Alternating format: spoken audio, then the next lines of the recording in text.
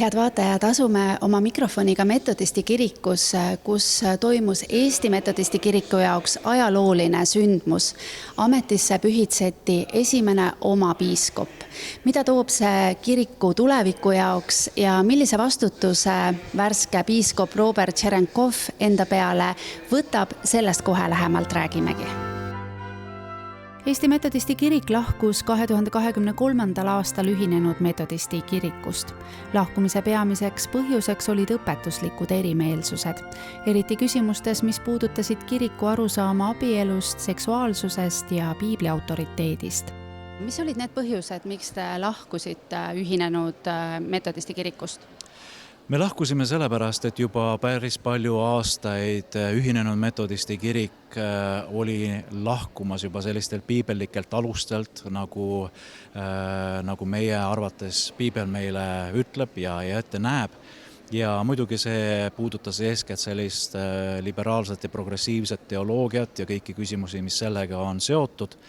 Ja tänaseks me näemegi, et ka viimase paari aasta jooksul nad ongi läinud ikkagi väga sellisesse progressiivsesse maailmavaatesse ja kui leitakse, et võib hakata ümber defineerima, mis asi on abielu, kui hakatakse ümber defineerima pühakirja autoriteeti, seda, mis on õige või mis ei ole, siis need on sellised suuremad alused kahjuks, millele kallale mindi, et see hakkab päriselt õõnestama tervet nagu teoloogilist alust. Nii et me tundsime, et me ei saa enam seal edasi jätkata säärasel viisil.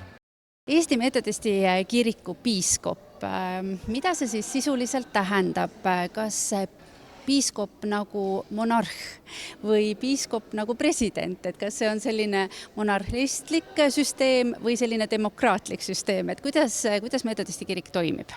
Eks see on ikkagi väga selgesti piiritletud ka meie kiriku korras, et selline kõrgem otsustusorgan on meie aastakonverents ehk kirikukogu, aga piiskop on eeskätt siis kiriku vaimulik juht, karjane, kes siis jälgib kirikukorra täitmist, kes omab siis ka sellist vaimulikku visiooni, kellel on õigus ordineerida vaimulikke, seada neid ametisse, määrata neid kohtadele teenima, kes ikkagi, loob sellise vaimuliku arengukursi kirikus.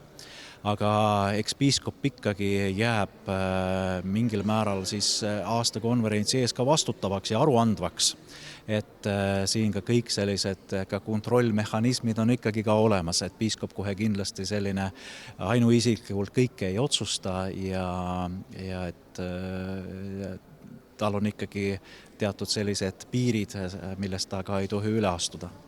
Eks kindlasti piiskopi amet ei ole nüüd mingisugune staatus või mingi asi, mille üle väga uhke olla. Pigem ikkagi piiskop on teener, piiskop on kiriku küll karjane, aga samas ta on ka see, kes peab võib-olla esimesena varrukad üles käärima ja tegema seda tööd, mida on tarvis ja kandma hoolt kiriku eest, vaimulike eest, koguduste eest. Nii et mina ei võta seda kui nüüd mingisugust suurt ülendamist, pigem võtan seda kui vastutust, mis mulle on antud, mida ma Jumala abiga tahan kanda. Aga mis nüüd järgmised sammud on, siis esimene samm on muidugi see, et on selline teatud meeskonna loomine, sest eks ka nüüd selle meie kiriku aastakonverentsiga on võib öelda ka nagu uus peatükk. Et mul tulevad uued abilised, meil on uus kirikuvalitsuse koosseis, nii et minu esimene töö seisneb selles, et ma pean meeskonna toimima saama ja siis selle meeskonnaga edasi tegutsema. Nii et ma usun, et issand aitab ja eks seda tööd on palju. Piiskopi ametisse pühitsemise tegi tähelepanuväärseks veel üks asjaolu. Eesti Metodisti kiriku esimese piiskopi pühitses ametisse Eesti Evangeelse Luterliku kiriku peapiiskop Urmas Viilma ja piiskopid Ove Sander ning Marko Tiitus.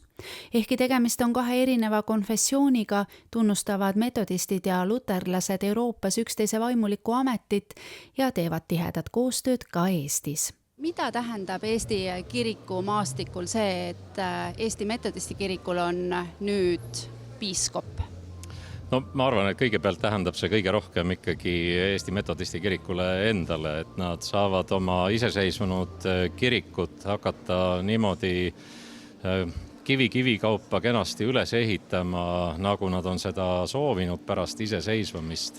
Aga kui võtta nüüd laiem selline Eesti usuline maastik või oikumeeniline maastik, siis on tegemist, võiks öelda isegi ajaloolise sündmusega, et ma isegi ei tea ka kogu maailmas, kus Luteri kiriku peapiiskop või piiskop oleks pühitsenud või olnud peapühitseja siis Metodisti kiriku piiskopi siis ametisse pühitsemisel. On küllap olnud kaasapühitsejana, kaasateenimisi, aga mitte päris nii. Millest see märk on? Kas oikumeeniast või sellest, et kuidagi nüüd luterliku kiriku ja Eesti Metodisti kiriku suhted muutuvad? Meil on võib-olla selline huvitav olukord, et meil on tegelikult olnud omavaheline osadus 50 aastat, kui kirjutati alla Leuenbergi Concordia, siis metodistid ja luterlased tegelikult kuuluvad ühte Euroopa evangeelsete kirikute osaduskonda. Ja seda siiamaani oli ka Eesti Metodisti kiriku liikmeskond läbi Ühinenud Metodisti kiriku. Nüüd see iseseisvamine ja Eesti Metodisti kiriku, võiks siis öelda, lahkumine Ühinenud Metodisti kirikust, ülemaailmsest sellisest kirikust, nüüd tekitas üks olukorra, kus 50 aastat kestnud osadus justkui nüüd paberil ei ole päris enam vettpidav. Samal ajal on rohujuure tasandi oikumeenia ja osadus ju jätkumas. Ja me oleme mõlemad pooled tegelikult väljendanud, et me ei katkesta osaduslikku läbikäimist ja pigem jõuame nii kaugele, et me uuesti teineteisega kirjutame alla selle ka paberi, et kinnitada, et see osadus ei ole katkenud ja jätkub, mis 50 aastat tagasi loodi. Nii et see tihendab teie omavahelist osadust ja suhtlust, ei ole nii, et Luteri kirik hakkab nüüd otsustama Eesti Metodisti kiriku otsuste üle? No meie oleme ainult tule edasiandjad, kuidas Metodisti kirik selle tulega ise edasi toimetab, see sõltub ikkagi neist. Me oleme ise 100 aastat või 105 aastat tagasi olnud samasuguses olukorras, kus Rootsi Luteri kirik tõi meile piiskopi ameti või tõi siia tagasi, mis vahepeal oli 200 aastat katkenud. Ja läks peapiiskop tagasi Uppsalasse ja ei sekkunud Eesti luterlaste ellu.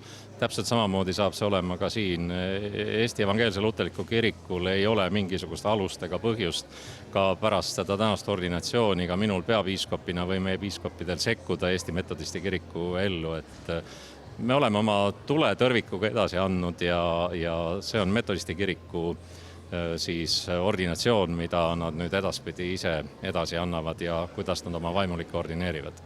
Uue piiskopi ametisse pühitsemist olid tunnistama tulnud ka külalised Ameerika Ühendriikidest. Nende seas Carl ja Paige Henry, kes on aastakümneid toetanud Eesti metodistide tööd alates vaimulike koolitamisest ja koguduste toetamisest kuni laste ja noorte töö arendamiseni. Nende juhitav organisatsioon Friends of Estonia, Eesti sõbrad, on olnud üks olulisemaid sildu Eesti ja Ameerika metodistide vahel. Seetõttu on ka Eesti Metodisti kiriku jaoks alanud uus peatükk nende jaoks isiklikult tähendusrikas.